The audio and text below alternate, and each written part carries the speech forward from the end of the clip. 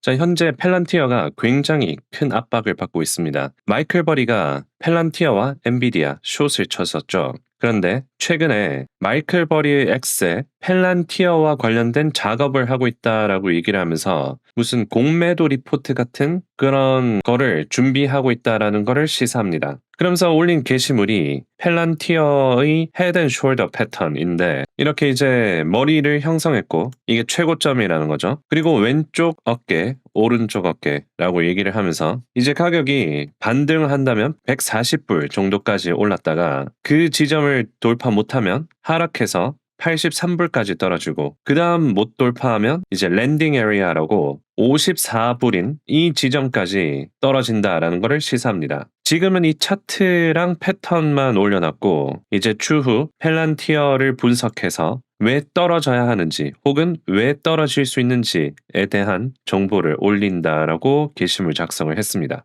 조회수는 210만 조회수나 나왔고요. 펠란티어가 미국인들에게도 굉장히 뜨겁고 굉장히 또 논란도 있는 그런 회사이다 보니까 관심도가 굉장히 많은 상태입니다. 마이클 버리의 게시물에 올라온 댓글을 한번 살펴보면 펠란티어 차트를 보고 나니 이 사람이 고점에서 공매도를 운 좋게 해서 이긴 것 같다는 생각이 드네요. 펀더멘탈은 전혀 언급하지도 않고 그냥 엉터리 기술적인 분석으로 펠란티어가 폭락한다고 주장하고 있어요. 저는 펠란티어 주식을 보유하고 있지는 않지만 이거는 점성술에 불과한 것 같습니다. 라는 댓글이 제일 인기가 많고요. 역사상 가장 유명한 펀드 중 한 명이 기술적 분석을 진짜 바보처럼 사용하는 거 보니 재밌네요. 정말 마음에 들어요. 라는 댓글도 있고요. 마이클 버리가 지금까지 펠란티어에 베팅해서 돈을 딴 적이 있나요? 라는 질문을 던진 사람이랑 이 사람이 언제 맞은 적이 있냐라고 하는 질문이랑 대체적으로 여론이 마이클 버리를 비난하는 이 사람이 마지막으로 오랐던 게 언제지? 라고 질문하고 대체적으로 비난하는 댓글들이 많습니다. 최근에 펠란티어가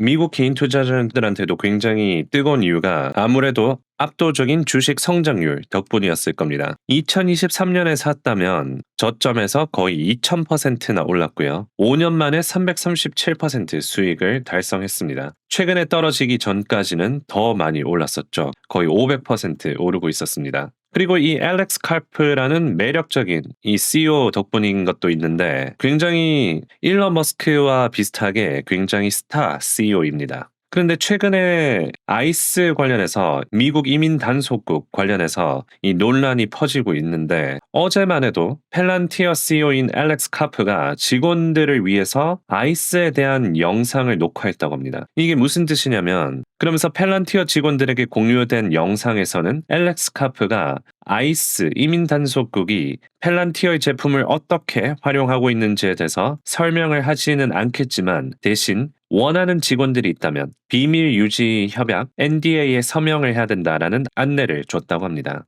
그래서 이게 무슨 얘기냐면 최근에 알렉스 프레티라고 미국 제한군인부 소속 중환자실 간호사인 37세의 미국인 알렉스 제프리 프레티가 미국 아이스 요원에 의해 여러 차례 총격을 받고 사망을 했는데 이것 때문에 광범한 시위가 일어나고 알렉스 프레티는 휴대전화로 아이스 요원들을 촬영하면서 교통정리를 하고 있었는데 굉장히 무고하게 살해됐다는 얘기가 미국에서 전반적으로 알려진 분위기입니다. 근데 올해부터 펠란티어가 아이스를 위해서 추방 대상자들을 지도에 표시하고 각 인물에 대한 신상 정보를 제공하며 현 주소지에 대한 신뢰도 점수를 제공하는 도구를 개발 중이면서 이제 아이스가 펠란티어의 제품을 사용했다라는 얘기가 있었습니다. 그래서 이 펠란티어 내부에서도 이제 소란이 있는 거죠. 이 펠란티어와 아이스와의 협력 관계를 둘러싸고 이 회사 내부 갈등이 고조되고 있다는 얘기가 있는데 알렉스 카프가 1시간 분량의 영상 메시지를 통해서 우리를 잠재우려고 했지만 구체적인 내용은 거의 언급하지 않고 만약에 이 내용을 알고 싶어 하는 직원들에게는 NDA를 서명하면 알려주겠다라고 밝혔다고 합니다. 그래서 뉴욕의 연기금들은 소프트웨어 회사인 펠란티어가 아이스 및 국토안보부와 맺은 사업권에 대해 의문을 제기하고 있다고 하는데 만약에 아이스를 도와줘서 이런 사건이 일어났다. 그래서 아이스와 관련된 펠란티어 조사 착수를 진행하고 있고 거기서 밝혀진 조사 결과에 따라서 이 뉴욕의 연기금들이 이 아이스 펠란티어를 매각하는 일이 벌어질 거라는 우려감도 있습니다. 물론 뉴욕 연기금의 금액이 아주 이 펠란티어를 출렁거릴 정도는 아니겠죠.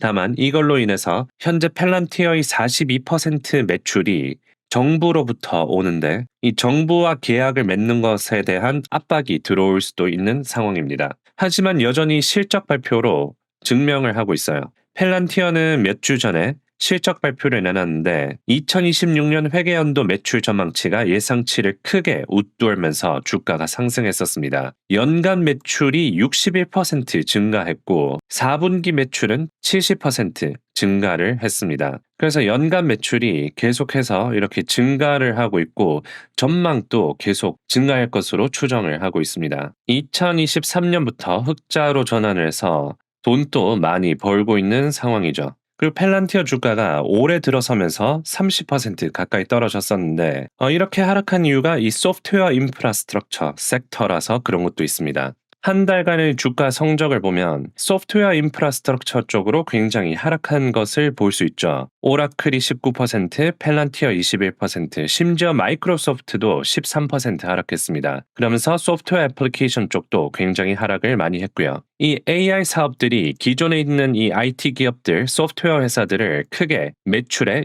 영향을 줄 것으로 우려하면서 주가가 빠진 겁니다. 그래서 이렇게 펠란티어뿐만이 아니라 이 소프트웨어 인프라스트럭처 섹터가 전체적으로 휘청이고 있을 때 마이클 버리까지 나서서 오늘 펠란티어와 관련된 작업을 하고 있다라고 얘기를 하면서 주가 반등이 좀 올라와도 110달러까지 떨어지고 그 후 54달러까지 떨어질 거라는 그런 차트 전망을 내놓으면서 이 펠란티어가 오늘 특히 하방 압력을 받은 겁니다. 자, 마이클 버리가 이 펠란티어 관련된 마이클 버리가 이렇게 작업을 하고 있다고 하면 이제 이미 작업을 해놓은 상태이기도 하고 며칠 있으면 펠란티어 관련된 정보를 올릴 가능성이 높습니다. 그래서 며칠 후 혹은 주말에 펠란티어와 관련된 정보를 이 마이클 버리가 어떤 정보를 올렸는지 알려드리도록 하겠습니다. 자, 그리고 투자자분들이 정리하기 쉽게 이 최근 펠란티어의 주요 뉴스들과 펠란티어에 영향을 준